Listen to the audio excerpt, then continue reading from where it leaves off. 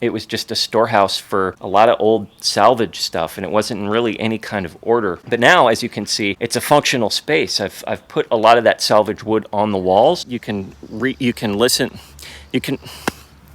Greens just aren't growing over well. You guys ever get that where you try talking into a camera and you just can't do it? It's just like cornmeal is coming out of your mouth. That's what I feel like today. Anyway.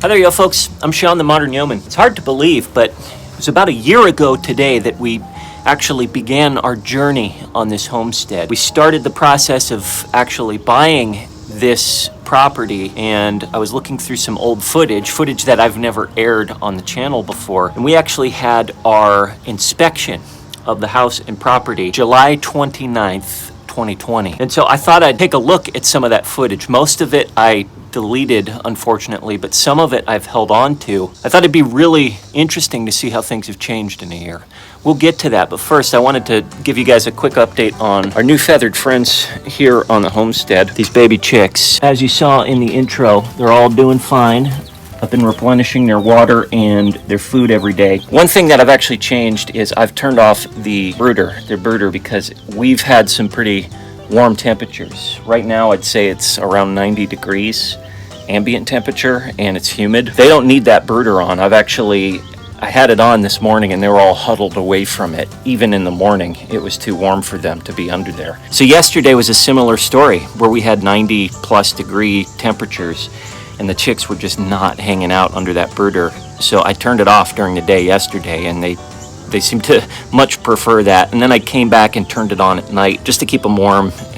If it dips down to like 70 or even in the 60s, they'll probably want to hang out under there. But during the day, especially when we're dealing with this humidity and these temperatures, they don't want anything to do with that really, really warm temperature. So I've turned it off and they seem to be the better for it. Now they will hide under there when I open the lid just because they're skittish and they're still not used to me, but I think that's probably pretty normal behavior. Otherwise, they're looking good. They're very active. They're eating a ton. They're drinking a ton. They're pooping a ton. All characteristics of a healthy young chicken, I think. Also, some quick gardening news. There's some good news and there's some bad news. Let's get to the bad news on the garden front real quick. Our prolific friend, the squash bug, has discovered our zucchini plant in this bed, unfortunately, and it's very apparent the damage that they've done. You can see half of the zucchinis in this bed have pretty much just been destroyed by these squash bugs. Now, before you get on our case too much, we have done all the things you're supposed to do. We put neem oil on there. We use diatomaceous earth with these bugs. There's a couple of other things that Holly has tried. She's away right now, otherwise I'd asked her what other methods she's used here on the zucchini bed, but it seems like it might be too little too late, unfortunately. The stalks here are just withered away, and I think a lot of these squash bugs are just eating these zucchini plants from the inside out. I'm not actually seeing any squash bugs right now, and that might be because of our efforts in trying to contain them with all the diatomaceous earth and the neem oil. But again, I don't know if they've crossed a threshold which they can't go back to. Assuming these zucchinis continue to die off, which, by the way, we've gotten a really good harvest of zucchinis. We have a bunch of zucchinis sitting on the counter in the kitchen right now. Assuming these zucchinis die off, we're just going to start a clean slate in this bed and probably get some fall greens going here soon. Now, as you might remember, I do still have this patch of silage tarp killing the grass here because we are going to put down those beds over there, our greens beds, move them over here and have this be a spot for our greens in the fall. Greens just aren't growing very well over there. Greens just aren't growing over well. Greens just aren't going well. Greens just aren't doing very well over there. And my goodness, I can't talk today. You guys ever get that where you try talking into a camera and you just can't do it? It's just like cornmeal is coming out of your mouth. That's what I feel like today. Anyways, those greens beds over there, they're not doing very well. And I made a video about that a couple of episodes ago. I'll include a link to it right here. Anyways, as I was saying before my mouth turned to peat moss, we're turning this strip that's currently covered by the silage tarp into a greens bed that we're going to hopefully get some greens going by the end of August, the end of next month. Now, with the bad news out of the way, everything else in the garden seems to be going very well. The squash bugs haven't discovered the cucumbers yet, and again, we're using methods to try and prevent them from ever discovering the cucumbers. These straight-necked squash over here, they haven't discovered them either. Our peppers are doing good. We got a bunch of tomatoes on the way. Our potato bed is busting out. We'll look over here. Pumpkins are doing really good. Again, we're trying to make sure the squash bugs don't discover them. I used the David the Good method for planting these pumpkins, and it's exquisite. All of these pumpkins are looking really, really good. Also, our very first comfrey is starting to pop up. As you can see here, it took a little while for these roots to get going, these root cuttings to get going on the comfrey, but they're now popping up. And as you can see, this little guy right here is a baby comfrey, ready to start taking over and filling up the back of the squarea. So as I mentioned at the beginning of the video, a couple of days ago I found some old footage from approximately a year ago when we came out here for the inspection, shortly after we had started the purchasing process on this property. And it's kind of strange for a couple of reasons. The first one being that typically I delete all my old footage. Now I save a copy of each episode I make on an external hard drive, but all the footage I use to produce these videos I get rid of. And for whatever reason, I had filmed the inspection day here July 29th, 2020, but I never ended up using any of that footage. I just deleted it. I think I was still at the point in my YouTube journey where I was still really embarrassed and wasn't good with the camera and didn't know how to talk. And so I just scrapped it all. But for some reason, I didn't scrap all of it. There was like 2 or 3 clips that I had somehow held onto and I didn't know about till, like I said, a few days ago. And so it's really strange to look back on these clips from inspection day and see how much progress has been made. The first clip was me just kind of talking in the apartment, in our then apartment. I was just kind of babbling. I was clearly really tired, hadn't gotten much sleep the night before, and that was mildly interesting, but what really got me excited was my walk around of the property. And there, like I said, there was 2 clips of that walk around that managed to squeak through and survive. And the first one was this area right here, this kind of home acre.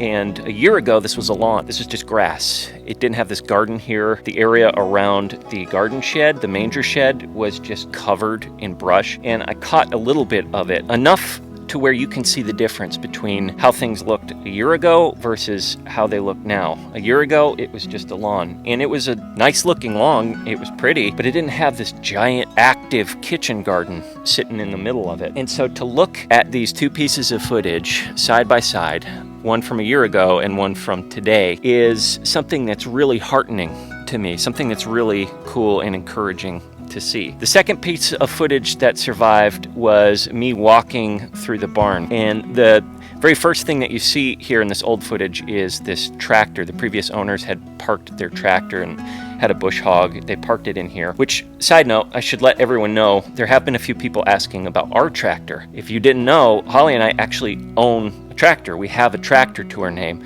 It's just not here on the property. It's actually sitting in northwest Arkansas.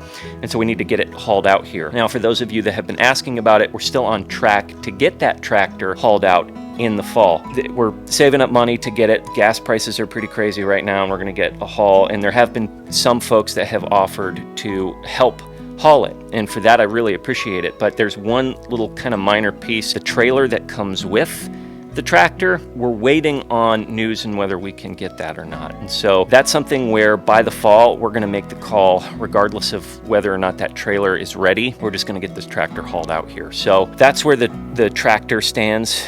And so again, we'll hopefully have that sitting here on the property in the fall. Anyways, back to this. So in the old footage, I walked up to the hayloft, and just looking at that old footage and comparing it with how things look now is just incredible. It was just a storehouse for a lot of old salvage stuff, and it wasn't in really any kind of order. But now, as you can see, it's a functional space. I've put a lot of that salvage wood on the walls, and the hay is still here. We're still going through that hay, but this is a functional space. It's really come into its own, and I'm really excited and happy about what we were able to do with that. The second piece of footage that I got was here in the south lean-to. Now, a year ago, the south lean-to was, again, just another storehouse for a lot of junk, a lot of trash.